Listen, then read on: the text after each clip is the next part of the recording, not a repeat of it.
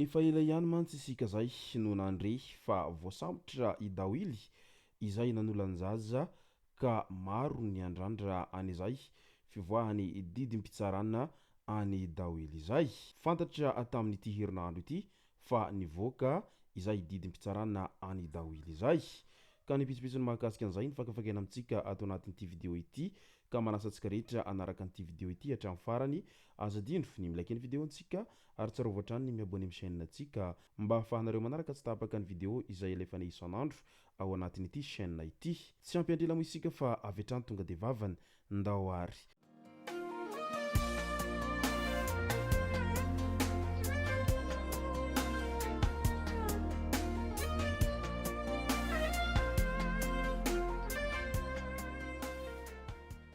Ny tonga tsy miaraba hono na mantesitra ka dia faly miaraba isika rehetra mpanaraka tsy tapaka an'ity chaîne ity ny tenako amin'ity androandroany ity arakan'izay efa natsiviko zay dia ny mahakasika ny raharaha Dawily no tena iompanantsika ato anatiny ity vidéo ity fa milohan'izay dia andao aloha resantsika ireto tsara ho fantatra manaraka ireto. Mahakasika ny raharaha fitokona ny mpiasan'ny jirama izay niseho tany Toliara. Tsy mankasitraka ny sata vaovao izay nivoaka ny mpiasan'ny orinasa jirama tany Toliara tany. Miteraka tsy fananan'asa ho an'ny mpiasa sy fatiantoka ho an'ny vahoaka io sata vaovao io araky ny nambaran'izy ireo hatrany. Mangataka ny fialan'ny DG vaovao ihany koa ireo mpiasa ireo ary ambaran'izy ireo fa efa maro ny tale jeneraly teo tsy nasahy nikitika ny sata vaovao. Saika manerana ny faritra enina ao Madagasikara moa ity fitakina izay ataon'ireo mpiasan'ny jirama ity. Mbola any Toliara hatrany ny amin'ny mahakasika an'ilay raharaha bazy Toliara izay nahitana resabe ny ely etsiroa efa volana maromaro moa izany resaka bazy Toliara izany. Ao moa ireo zay tena tsy manaiky lembenana ny amin'ny hisokafany izany tetikasa bazy Toliara zany any an-toeranany. Ao kosa ireo izay manaiky an'izany hisokafany tetikasa bazy Toliara izany. Ka mizara roa arak'izany ny mponina any Atsimonosy any ny eo amin'izay resaka tetikasa bazy Toliara izay amin'izao fotoana izao. Ao anatiny ireo zay tsy mankasitraka an'izany hisokafany tetikasa bazy Toliara izay hatrany dia noroahany fokon'olona hiala tsy hivezivezy amin'ny tanin'izy ireo ny mpiasan'ny orinasa bazy Toliara tamin'iny andron'io omaly iny tao amin'ny fokotany tsy afanoka. Naneho ny hatezerana izy ireo tamin'ny alalan'ny fametrahana sakan-dalana ny tolakandro ary nampitandrina an'ireo mbola minia manitsakitsaka ny tanin'izy ireo raha ny fanambarana izay nataon'izy ireo hatrany ny amin'ny mahakasika an'izay tsy fankasitrahan'izy ireo ny hisokafany tetikasa bazy Toliara izay. Mbola mihenjindroa arak'izany nitady eo amin'ireo zay mankasitraka ny hisokafany tetikasa bazy Toliara sy ireo zay tsy mankasitraka hatramin'ny farany an'izay fisokafany tetikasa bazy Toliara any an-toeranany amin'izao ankehitriny izao. Asa raha mba hoviana ihany mba ho tena voaravina ity resaka disadisa sy lonilony ny amin'ny mahakasika an'ity resaka tetikasa bazy Toliara ity fa maro ihany ireo zay hita soritra tsy manaiky sy tsy mankasitraka an'izay hisokafany tetikasa bazy Toliara izay any Atsimonosy any amin'izao ankehitriny izao. Ka dia andrasantsika eto ara ny vahaolana izay ho arosy ny fitoeram-panjakana manoloana an'izay tsy fankasitrahany ireto olona maromaro izay tetikasa bazy Toliara izay.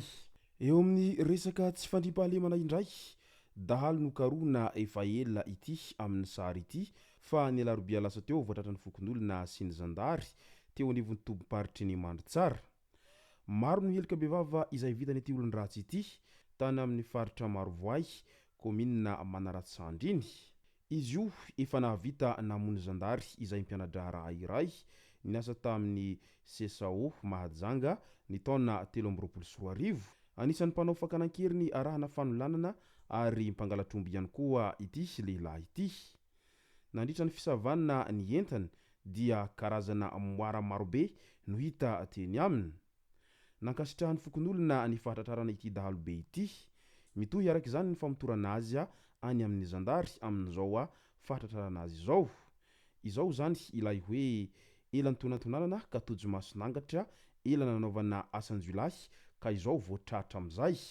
Mety efa tsy niasa ntsony angambany ireny fanafody marobe izay nampiasaina ireny no nahatonga an'izao fahatratrarana an'ity jiolahy raindahiny amin'izay asa ratsy izay tena mampitarena ny vahoaka tamin'ireo faritra izay lasibatra ireo.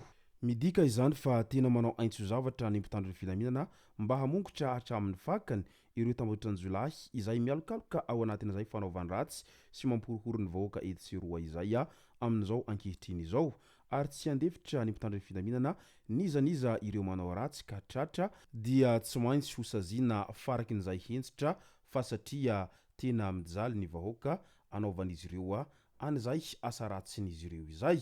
Ao anatiny izay resaka fampandriam-pahalemana izay an-trano eo amin'ny resaka ady atao amin'ity fanolanana izay hita fa nahazo vahana tato ho ato ity.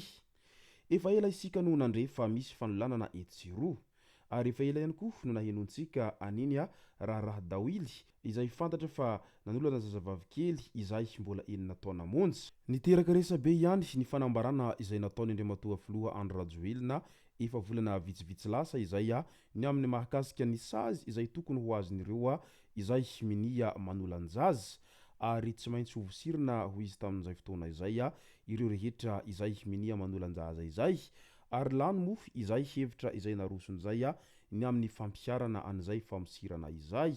Tratra ihany moa dawily taoriana kely an'izay fanambarana izay nataony Andriamatoa Filoha izay ny amin'ny mahakasika any famosirana ireo rehetra minia manolana izay.